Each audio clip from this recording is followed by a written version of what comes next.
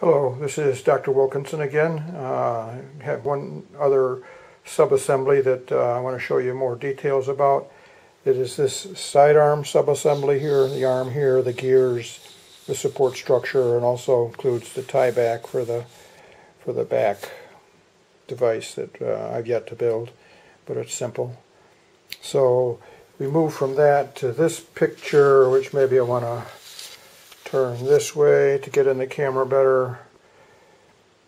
But this is that subassembly, and the order in which it's put together is tricky, because you can get yourself boxed in where you can't access screws and fasteners to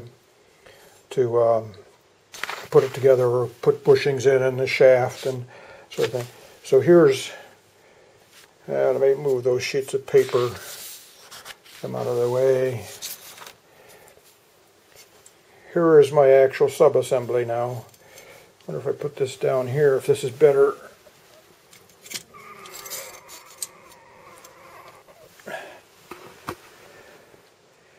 Yeah, this is the subassembly built up. It has a 1.5 inch standoff here for this little arm, and it uses one of the unusual plastic parts for a little hook at the end, and this thing snags goals and things like that. But here it's let's get in here. We've got the two big 36 tooth gears on each side of the arm, because this could take a fair amount of torque. So 2 gears, it also balances the forces, and then 2 down in here, 2 12-tooth pinion gears, and we got quite an array of spacers. And let's bring this back up again. Quite an array of spacers down there in that shaft. Hum. How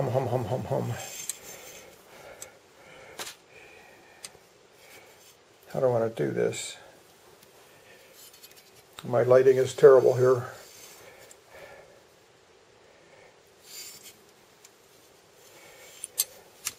Turn it around like this. Okay, yeah, this does a better job. Here on this shaft, this is a standoff. Maybe use a laser pointer. 1/2 inch standoff. And I'll keeps lock nut at the end there. And this is just, in the end, it's a long screw. Well, it's actually a short screw into the standoff, and then a threaded connector insert. 1 inch. I used a 1/2 inch screw in here. Well, no, it's probably even less than that. It might be a 3/8 inch screw. And then here I used a 1 inch long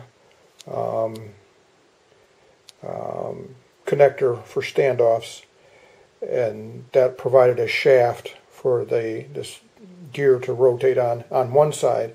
And then I did a long screw. I did a long screw on the other side, screw through the end and there. But actually, before you do a lot of assembly, it's kind of important. You see where the motor is mounted. And this is actually upside down from what the recommendation in the builder's guide is, because I had conflicts with other structures in my other modifications.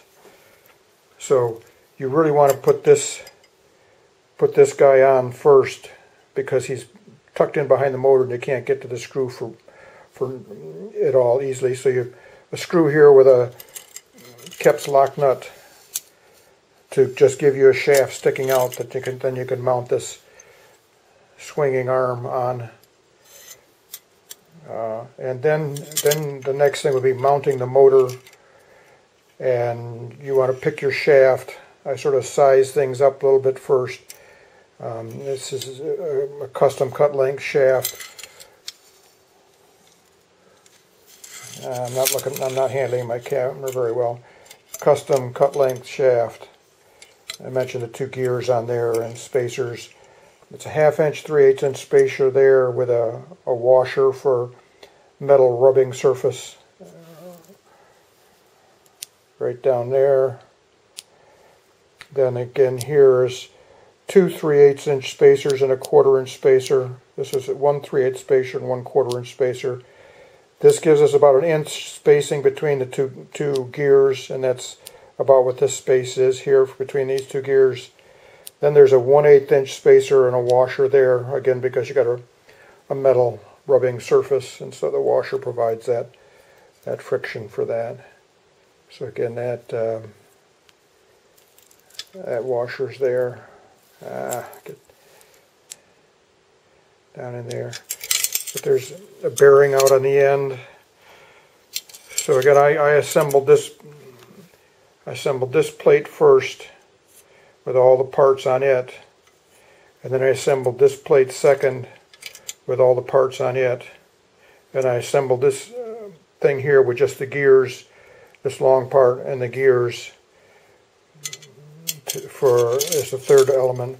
But when I did this end, you know, there's a bearing on here as always for the shaft, to guide the shaft and keep it from rubbing on the metal square holes.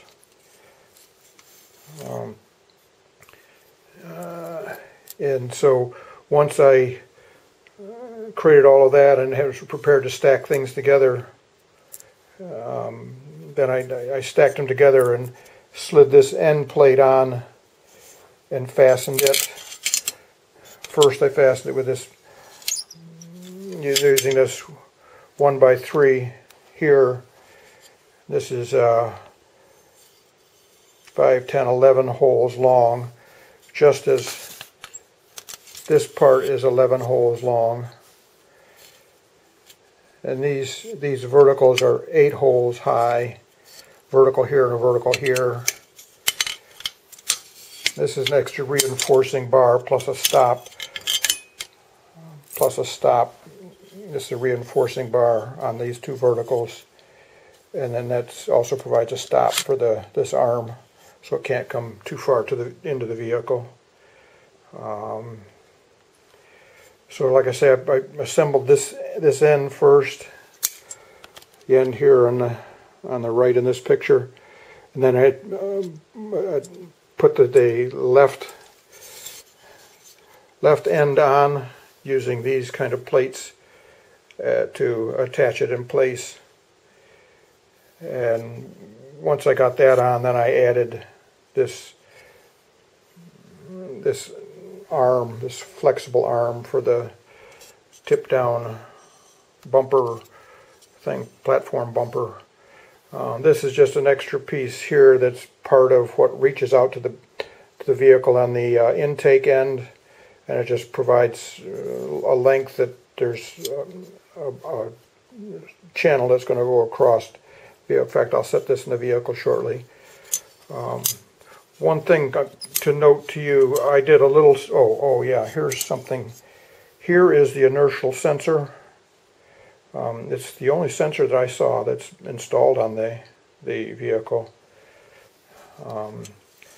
But a modification I had to make, because I chose to mount this U-channel U'd in that direction, and in the actual design they had this turned that way around so that the belly of the U was facing towards the vertical, and they had standoffs. And I changed that to put this tight against that structure and add this 1x3 piece of metal here as the way to mount into. In fact, at this point, let's take it over to the vehicle and show you. Looking down on my vehicle, this is the intake end here, the intake end. And this is the side that this all goes into, and what it does is it drops right there. So you see this mounts there, and the holes will line up better when I get final adjustment, but I'll put my screws, one in here and one in here, to make that strong. And then there's screws that go out here, one here and one up here, and then this subassembly will be fully in place. maybe something else to note is this little bumper is here, which corresponds to this bumper over here, which is what that simple frame that comes up and in fact, let's take a look. This bumper structure comes in. These are these support parts. So when this is back, this is doubled up, and they start the vehicle out in the competition with that rake back in order to satisfy the dimensions. And once they're out and operating, they just give a little jerk movement, and this thing flops forward and stays out there for the rest of the competition.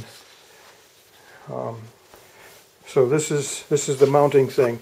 Now, if you look in the design, they'll actually mount the battery here on this part of the thing, and I didn't like that because it was so far away from where they have the brain mounted that I wound up moving the battery over here, which had open space, and now the brain is going to be up here, and it's a short run, the power connector from here up to the brain. And maybe one other thing that I've done is I've added the antenna to the stock position here. I did a little bit differently. They put their antenna into this channel.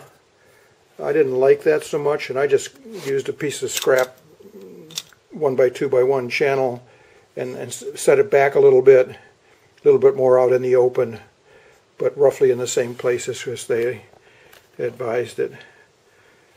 So here again is things as they're shaping up. The last thing I will do is put in the conveyor here, and then I'll start running. But everything else is effectively done. I do have to think a little bit more about mounting the brain here in terms of how can I easily do that. Screw heads get in odd places that are hard to reach and work with, so try to think about that. So I'm getting close to actually starting up the coding and testing the different things operationally from the motor. Okay, guys, hope you're doing okay. Open to questions. Take care.